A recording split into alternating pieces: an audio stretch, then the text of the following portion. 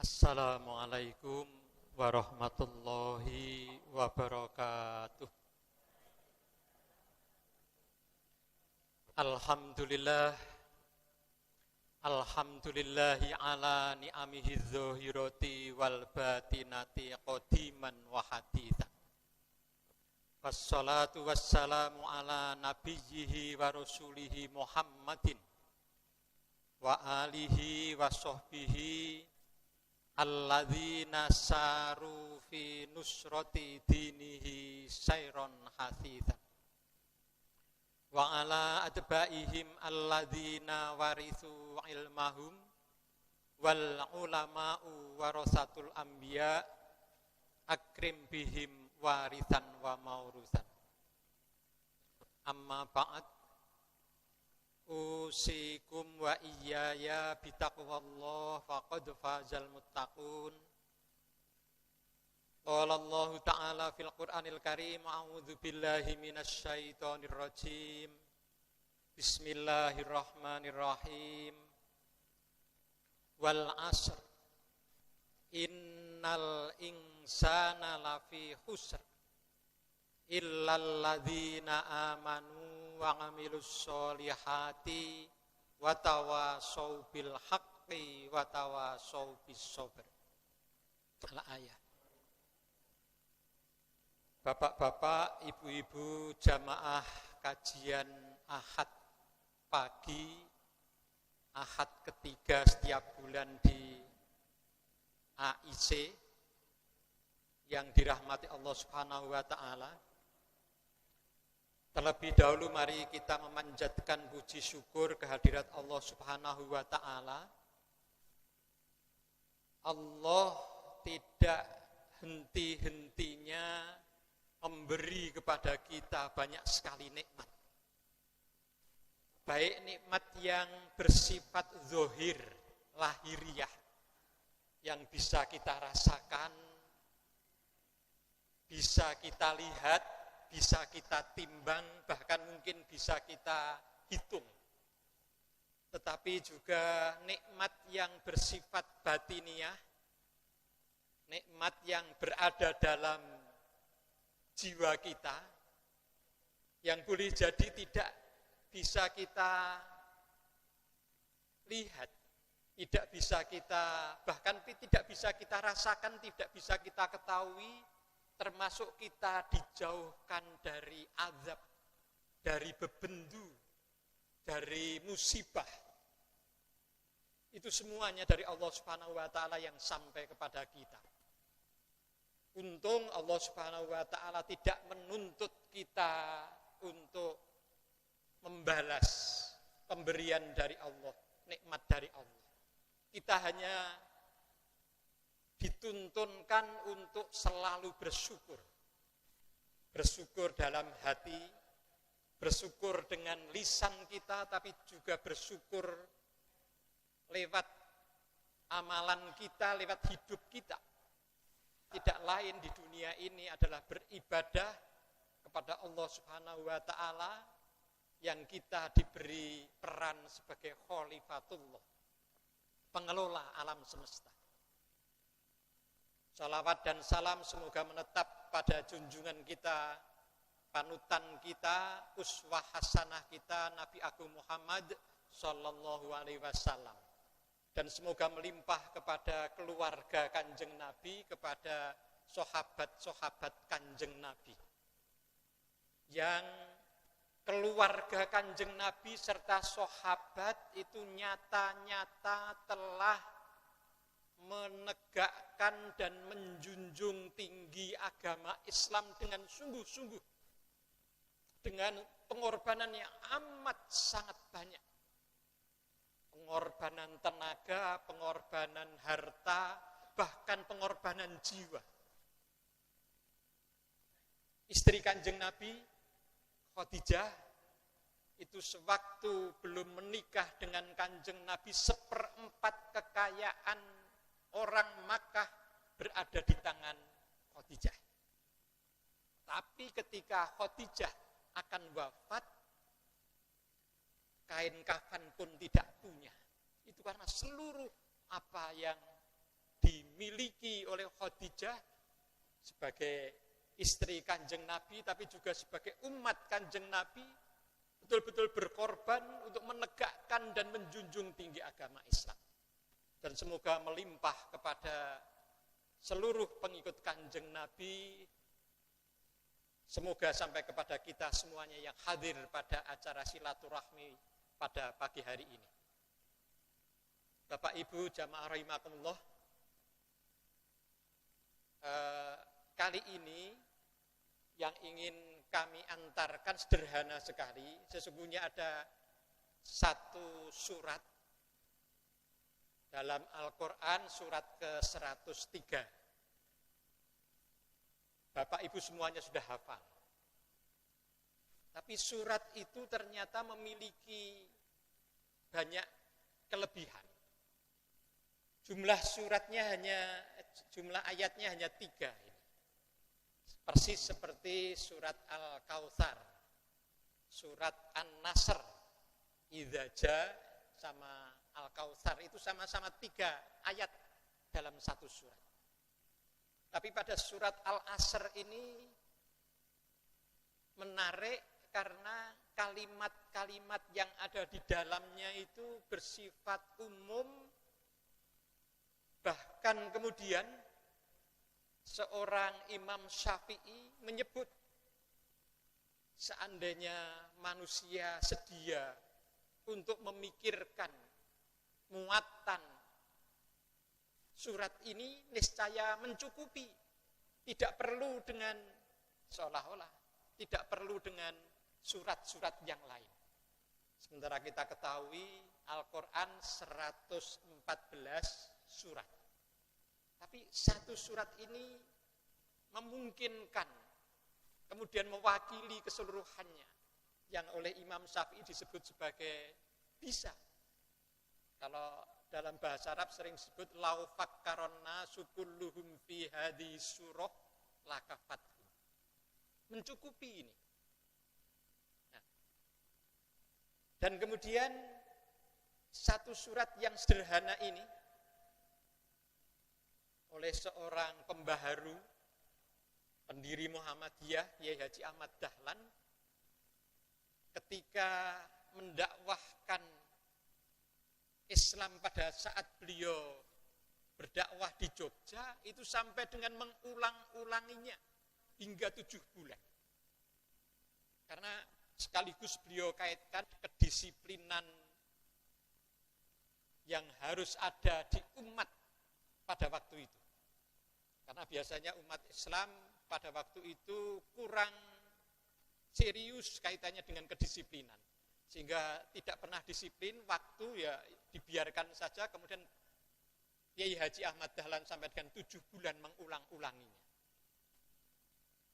Kalau dalam catatan sejarah itu sering disebut, baik yang tua, yang tengahan maupun yang muda, yang anak-anak, semua mendapatkan celupan Quran surat Al-Asr ini karena lamanya. Kiai Dahlan itu ada 2 surat yang memang dipentingkan. Selain surat Al-Asr adalah surat Al-Ma'un. Kalau surat Al-Ma'un itu hingga sekitar 3 bulan.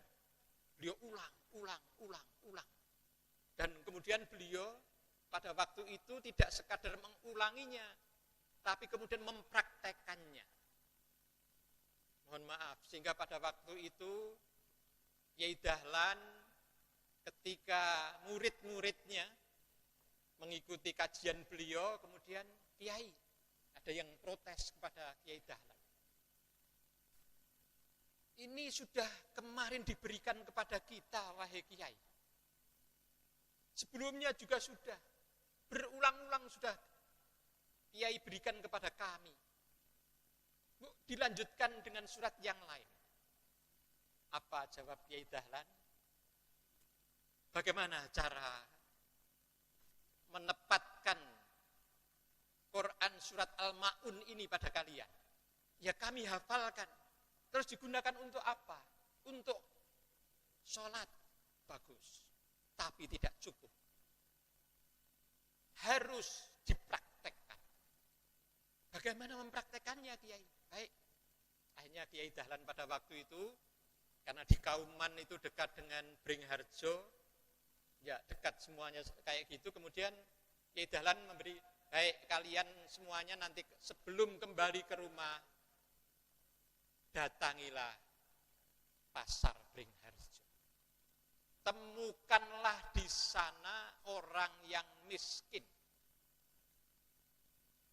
Orang yang layak untuk kalian pelihara, kalian beri makan. Kalau perlu kalian ganti pakaiannya. Bawa ke rumah, mandikanlah, manusiakanlah mereka. Setelah itu ajaklah mereka makan, setelah makan kemudian ajaklah berbincang banyak hal tentang kemanusiaan. Setelah itu kalau mereka memang ingin kembali ke rumah silakan. Nah, semacam itu cara Kiai Dahlan untuk melaksanakan, mempraktekkan Quran surat Al-Ma'un. Nah, kalau surat Al-Asr lebih arahnya ke kedisiplinan. Nah, Kiai Dahlan termasuk orang yang amat disiplin. Sudah mengatakan mulai jam berapa, ya yang bersangkutan hadir pada saat itu. Kalau yang lainnya kok belum lengkap, baik kita buka, setelah itu kita skores.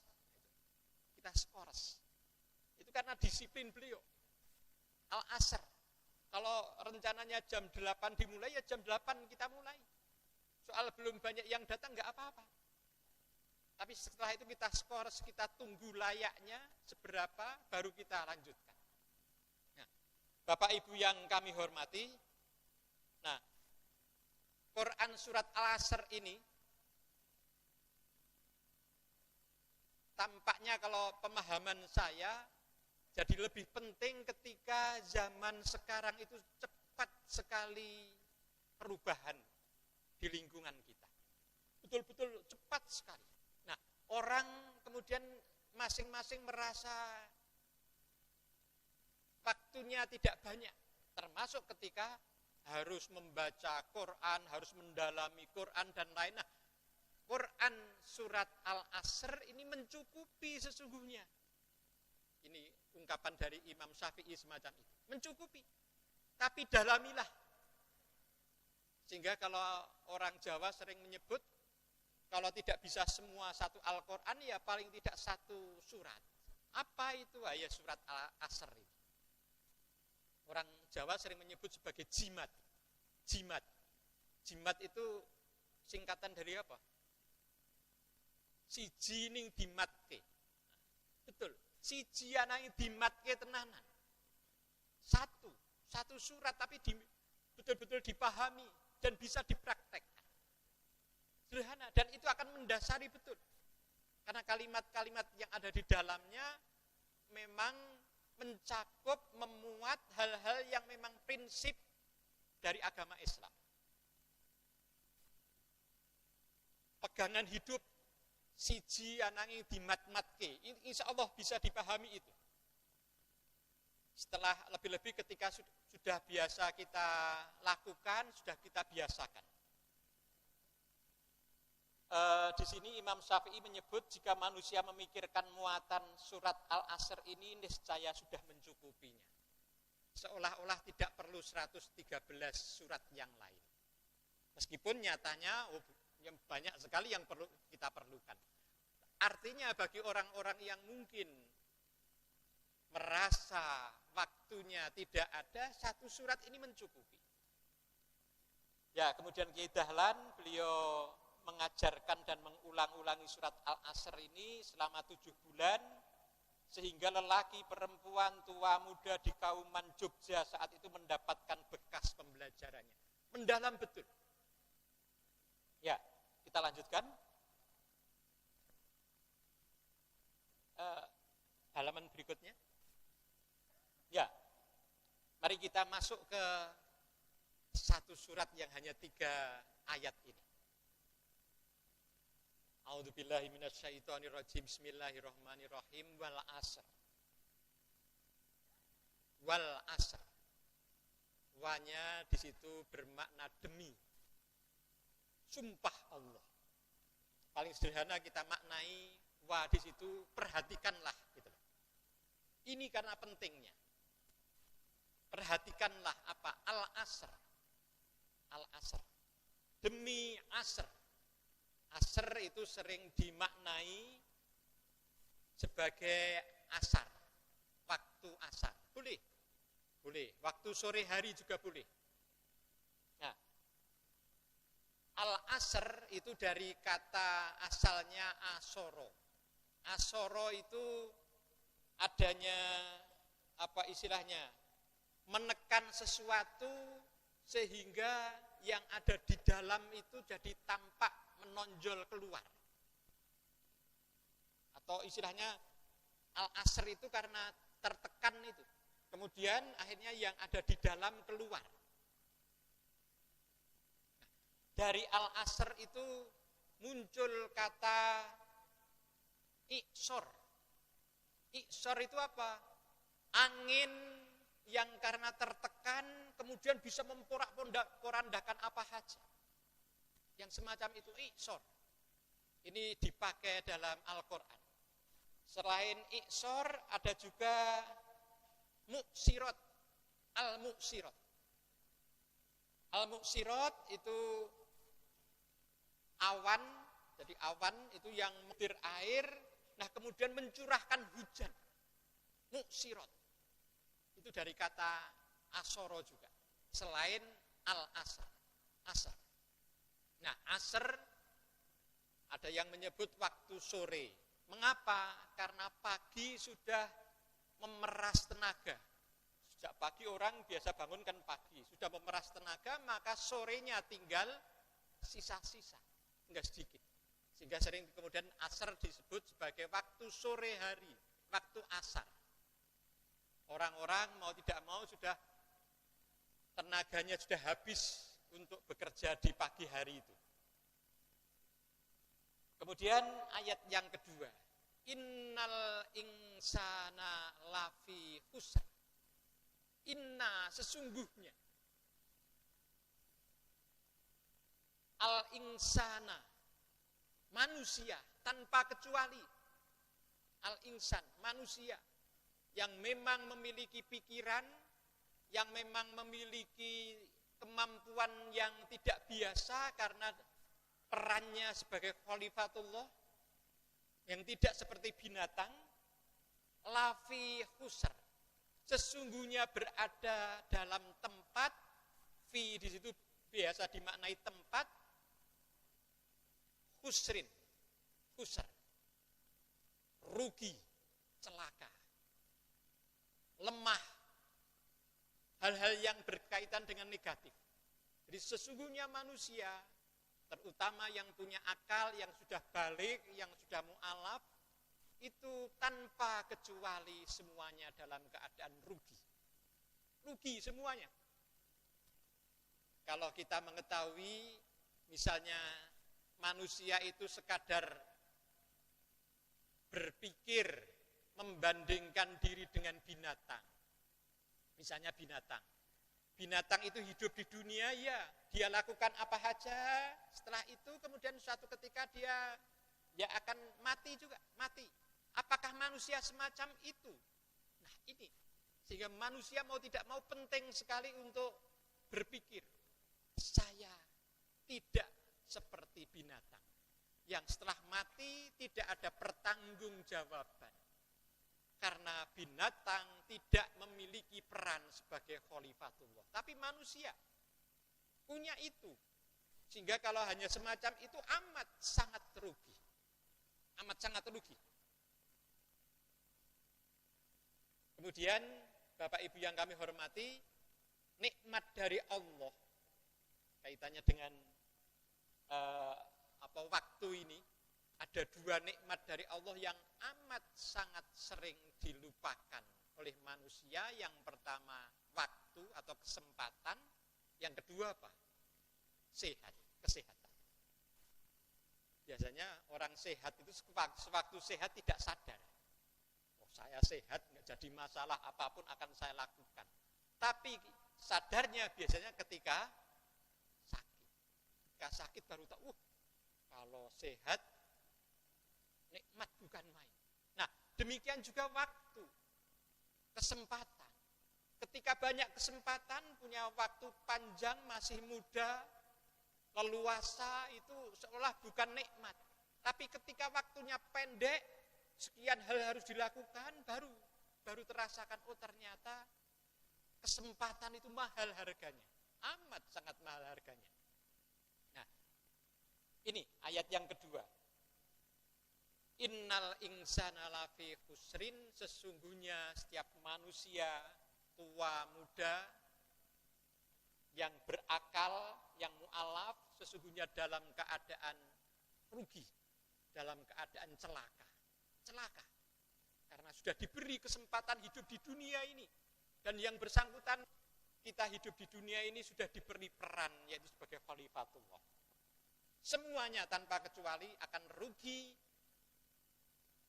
pada ayat yang ketiga, kecuali illalladzina amanu wa amilus solihati wa tawasau bil haqqi wa tawasau bis sabr. Ada 4 hal yang disebut di situ. Tidak akan rugi apabila yang pertama, alladzina amanu, yaitu orang-orang yang beriman. Iman menjadi dasar pokok yang harus dimiliki oleh setiap manusia. Karena yang bersangkutan hidup di bumi Allah, maka wajib punya keimanan kepada Allah dengan sungguh-sungguh. Percaya betul kepada Allah. Ya kalau tidak mau taat kepada Allah, ya silakan memilih bumi yang lain. Memilih apa? Tempat yang lain. Tidak di bumi ini. Karena ini buminya Allah. Ya, iman jadi penting sekali. Dan itu menjadi dasar utama yang diperjuangkan oleh setiap manusia sampai akhir hidupnya pun dalam keadaan iman. Tapi iman itu adanya hanya dalam hati. Orang lain tidak tahu. Orang lain tidak tahu. Maka wujud dari iman itu harus tampak. Ditampakkan oleh yang bersangkutan, yaitu dengan amal soleh. Amal soleh. Wa amilus solihati, iman yang kemudian wujudnya ada di amal soleh. Amal soleh itu segala sesuatu kalau berkaitan dengan hal-hal yang ibadah, ya tidak ada yang lain kecuali derek tuntunan Kanjeng Nabi. Karena yang namanya ibadah itu semuanya haram kecuali yang dituntunkan. Itu ibadah. Tapi kalau hal-hal yang muamalah semuanya boleh kecuali yang dilarang oleh Kanjeng Nabi atau dilarang oleh Al-Quran. Semuanya bisa dilakukan itu. Amal soleh, amal kebaikan, amal yang memang syaratnya yang pertama, amal soleh itu niatnya tidak ada lain kecuali lillahi ta'ala. Bukan karena apa, sholat dengan suara dibagus-baguskan karena ngimami calon mertua. Misalnya. Ya, dibagus-baguskan itu jadi yang bersangkutan jadi tidak lillahi ta'ala lagi. Li calon mertua. Nah, semacam itu tidak benar. Jadi betul-betul lillahi ta'ala. Mau di situ yang ikut siapapun, ya yang bersangkutan memang standarnya begitu lillahi ta'ala, ya sama aja. Mau malam sendirian tidak ada yang melihat sholat, atau berada di banyak orang yang semuanya sedang mengamati, yang bersangkutan tetap akan melakukan yang semacam itu. Itu berarti yang bersangkutan lillahi ta'ala. Yang kedua, kaitannya dengan ibadah tadi yang harus ikut tuntunan Kanjeng Nabi. Sholat misalnya. Sholat itu rasa-rasanya kalau pagi, sholat subuh itu berapa rakaat? 2. Kok pagi itu kan masih seger. rasanya kalau mengikuti rasa itu 4 rakaat saja masih oke gitu. Terus mau 4 rakaat enggak boleh. Tapi sementara kalau sore, asar 2 rakaat saja, ini bukan. Ini kita ikuti apa yang menjadi tuntunan. Amal soleh semacam itu kaitan dengan ibadah.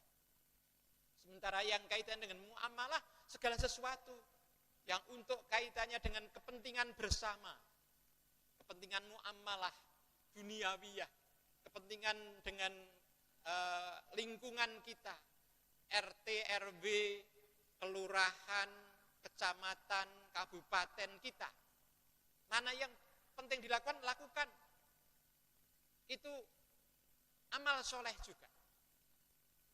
Dan dasar-dasar dari amal soleh semuanya ada dalam Al-Quran, ada dalam contoh Kanjeng Nabi, hubungannya dengan adab, hubungannya dengan akhlak dan lain-lain. Sehingga semuanya diluruskan kaitannya dengan semacam itu. Ini syarat yang kedua. Yang pertama iman, yang kedua amal soleh. Nah, iman dan amal soleh itu pribadi boleh, dan sendirian boleh, tetapi hidup tidak lengkap. Dan Islam tidak tegak apabila tidak diikuti oleh dua yang lain, yaitu watawasau bil haqqi, watawasau bis sabr. Jadi dua yang lain ini hubungannya dengan dakwah. Tawasau dari wasoya. Wasoya itu wasiat, wasiat, berwasiat tapi saling berwasiat. Sehingga kalau zaman Kanjeng Nabi dulu, surat Al-Asr itu sering konon dibaca oleh para sahabat sebelum mereka berpisah, saling berpesan ini. Al-Asri, innal insana lafi khusrin, illal ladzina amanu wa amilus solihati wa tawassaw bil haqq wa tawassaw bis sabr. Yang lainnya, oh ya, terima kasih. Nanti gantian. Saling berwasiat semacam itu. Ya, ada memang pada zaman Kanjeng Nabi ada sahabat-sahabat yang apabila Kanjeng Nabi paring pangandikan langsung dilakukan. Gak tahu maksudnya apa, tapi yakin apa yang dilakukan, apa diperintahkan oleh Kanjeng Nabi, apabila kemudian langsung dilakukan itu benar, lurus, dan menjadikan yang bersangkutan semakin yakin dengan ajaran Islam. Nah, yang ketiga, wasiat kebenaran. Yang diwasiatkan apa? Yang diperintahkan, yang kemudian perlu disosialisasikan apa? Ya, berkaitan dengan kebenaran. Kebenaran itu apa? Kebenaran itu sederhana sekali ya, Al-Quran. Sehingga di mana-mana perlu disosialisasikan ya Al-Quran dan As-Sunnah itu. Itulah kebenaran. Al-Quran langsung dari Allah Subhanahu wa Ta'ala. Bagaimana melaksanakan Al-Quran itu Kanjeng Nabi mencontohkan. Sehingga As-Sunnah jadi penting betul. Karena As-Sunnah, hadis itu merupakan kalimat-kalimat dari Rasul, hubungannya dengan bagaimana melaksanakan Al-Quran dalam kehidupan sehari-hari. Nah,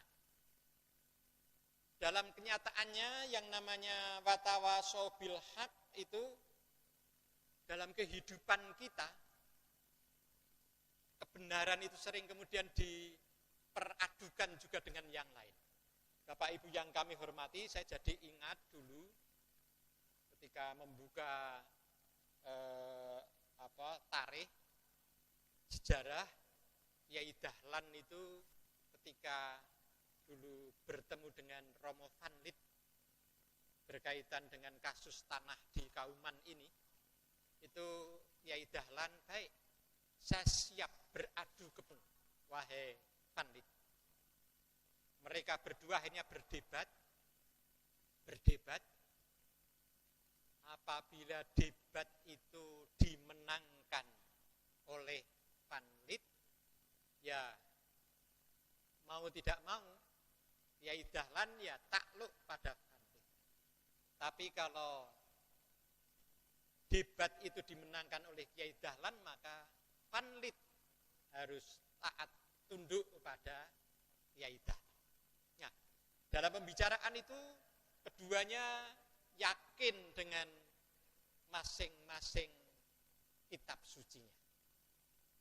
Nah, kemudian oleh Kiai Dahlan akhirnya, baik, kitab suci saya ini, kitab suci kamu mana? Baik, kita berdebat.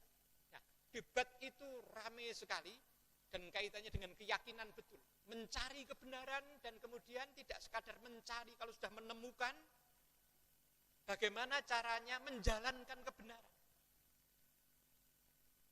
Nah, Kiai Dahlan ternyata selain mempelajari Islam, tapi juga mempelajari Kristologi. Inti-inti ajaran Kristen dia kuasai. Ketika beberapa hal ditanyakan kepada Panlit nggak bisa menjawab. Kamu tidak yakin kalau begitu dengan ajaran kamu? Sampai dengan semacam itu. Nah, akhirnya karena tidak bisa menjawab beberapa pertanyaan dari Kiai Dahlan, sementara Kiai Dahlan mencoba menerangkan agama Islam yang beliau ketahui dengan meyakinkan, akhirnya sampai dengan di akhir itu, baik, kalau kamu tidak yakin dengan ajaran kamu, ya kamu harus taat dengan apa yang sedang kita perdebatkan bersama, bahwa antara Islam dengan Katolik itu lebih benar yang Islam. Pada waktu itu semacam itu. Akhirnya kemudian pertanyaan dari Romo Panlit pada waktu itu, mohon maaf, ini debat mereka bukan dengan bahasa Belanda. Bukan dengan bahasa Melayu, tapi debat mereka dengan bahasa Jawa Kromo Inggil. Jadi sama-sama Panlit juga ahli bahasa Jawa Kromo Inggil. Jadi kalau debat dengan bahasa Jawa Kromo Inggil kira-kira pakai emosi apa tidak? Tidak. Betul-betul mereka dengan keyakinannya. Dan terus semacam itu. Sampai dengan berakhir semacam itu. Baik, kalau begitu kamu yakin dengan apa yang saya yakini? Apa? Kata, kalau saya ikut Islam, siapa yang menanggung hidup saya, biaya hidup saya? Itu pertanyaan dari Panlit. Siapa yang menanggung? Saya itu hidup ditanggung oleh Ratu Juliana. Saya tahu Ratu Juliana sih? Ratu Belanda pada saat itu. Ya, semuanya ditanggung oleh sana memang. Memang misi, memang semacam itu semuanya ditanggung. Siapa kemudian Kiai Dahlan pada waktu itu, oh iya, tidak saya pikirkan bagaimana apabila dia harus masuk Islam. Mau tidak mau kan, harus menanggung biaya hidupnya juga. Itu yang tidak terpikirkan. Nah, Bapak Ibu yang kami hormati, ini hanya untuk menegaskan bahwa kebenaran itu kadang sering harus diperdebatkan. Kadang semacam itu, tapi kemudian untuk diyakini. Dan setelah itu kemudian bagaimana mengamalkannya. Nah, yang terakhir, watawasau bisober, dan kemudian saling berwasiat dengan kesabaran. Masalah kesabaran, tapi juga dengan sabar. Ya, sabar. Sabar itu kalimat kata yang paling sederhana, tapi kalimat itu sendiri untuk melaksanakannya tidak mudah. Sabar. Ya. Sabar dalam Islam. Bapak Ibu yang kami hormati. Ini yang kaitannya dengan muatan surat. Kalau di situ dalam bahasa Jawa, demi wektu asar, sak temene kabeh menungso ana ing dalem kapitunan. Kejaba wong-wong kang angestu, ini yang nomor 1, iman. Tumindak becik lan weling wineling kang bener. Masalah al-haq sarta weling wineling sabar lan kanthi sabar. 4 hal. Di bawahnya juga sama. kaitannya dengan itu. Jadi, halaman berikutnya. Nah, ini keterangan saja, waktu di situ. Bagaimana itu waktu? Waktu ini, hari kita mengetahui waktu itu kan tidak pernah berhenti toh. Hari ini kita mengikuti, hari ini memang hari yang amat sangat istimewa. Hari ini kan hanya sekali ini terjadi selama bumi berputar. Hari ini, hari Ahad, Pahing, tanggal 18 September 2022, hanya hari ini kan. Dan nanti malam itu seolah-olah kalau mengikuti matahari sampai di sana, nanti waktu itu kan habis saja waktu. Tiba-tiba tanggal 18 sudah habis. Besok muncul lagi, bukan lagi tanggal 18 tapi tanggal 19. Setiap hari semacam itu. Sehingga kalau orang ada yang terkagum-kagum pada waktu, ya dia hanya akan bisa menikmati waktu, mengagumi waktu, tapi tidak bisa menyertakan amal soleh pada waktu yang berjalan itu. Waktu itu kan akan habis, akan berjalan terus. Nah, maka kita penting sekali untuk menitipkan amal soleh pada waktu yang berjalan. Itu yang dimaksud dengan semacam itu. Ya, waktu yang tak pernah istirahat. Ya, kemudian kalau di bawahnya, kalau hidup ini dilihat dengan semacam perumpamaan tawar-menawar bisnis, kalau manusia hanya menyandarkan pada keuntungan materi saja, ia akan rugi. Rugi kalau hanya materi saja. Ketika perhitungan siangnya sudah selesai, ia kerjakan sore hari, akan terlihat bahwa dia rugi. Keuntungan itu baru akan terlihat kalau ia beriman, berperilaku baik, dan menyumbang kesejahteraan sosial dengan membimbing dan mendorong orang ke jalan yang benar, serta berhati sabar dan tabah. Jadi penting sekali orang kemudian memang mendorong ikut ke jamaah, ke orang lain, ke lingkungan sosial untuk bagaimana lebih baik. Halaman berikutnya. Ya, iman adalah senjatanya yang akan menangkal luka-luka dunia kebendaan. Hidup ini perlu iman, karena iman itu yang akan menegaskan. Lebih-lebih bapak-bapak, ibu-ibu kalau membaca surat Fussilat ayat 30 sampai dengan 38. 30 sampai dengan 38 surat Fussilat.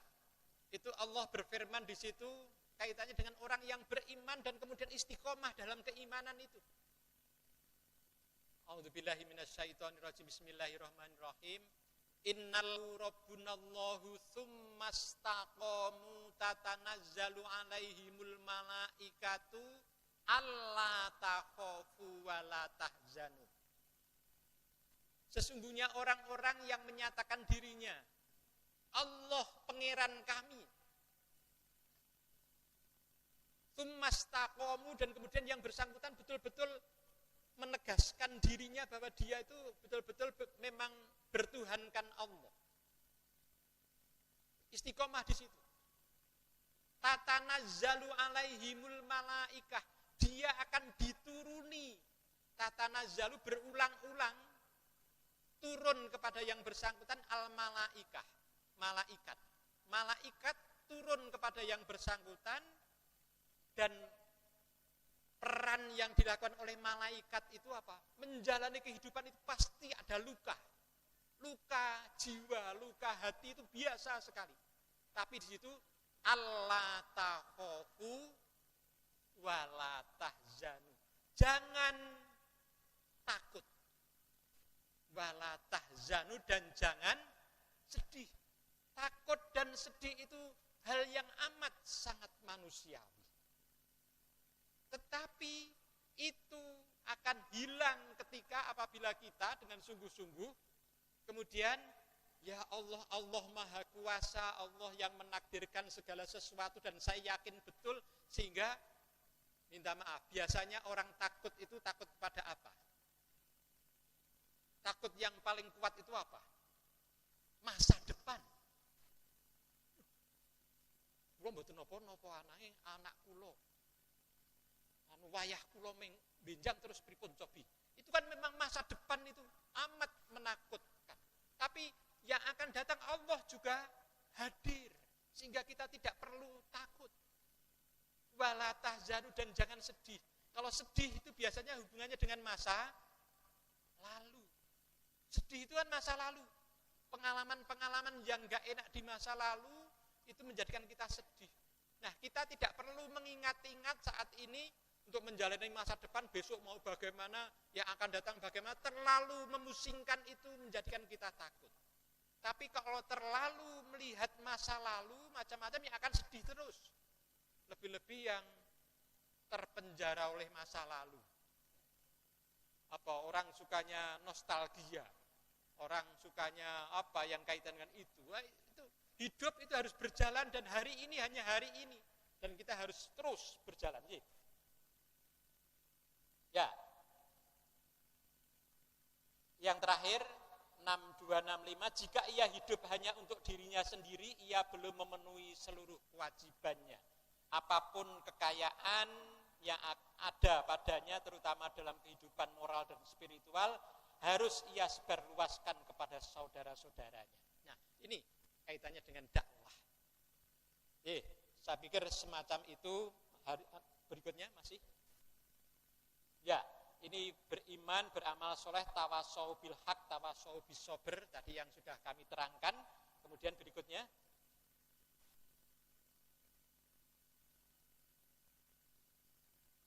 Ada aktivis PII, namanya Endang Saifuddin Ansori, anak dari seorang tokoh Masyumi, yaitu Isa Ansori. Itu pada zaman tahun 66-an, itu dia menerjemahkan, menafsirkan surat Al-Asr itu menjadi 5 komitmen Muslim. 5 komitmen. Pertama, harus mengimani Islam. Yang kedua, tidak cukup mengimani saja, tapi juga harus mengamalkan Islam. Untuk mengamalkan Islam, jadi yang bersangkutan kan punya pikiran, maka penting sekali untuk yang ketiga, mengilmui Islam. Dan yang keempat, ya harus mendakwahkan Islam. Dan yang terakhir, sabar dalam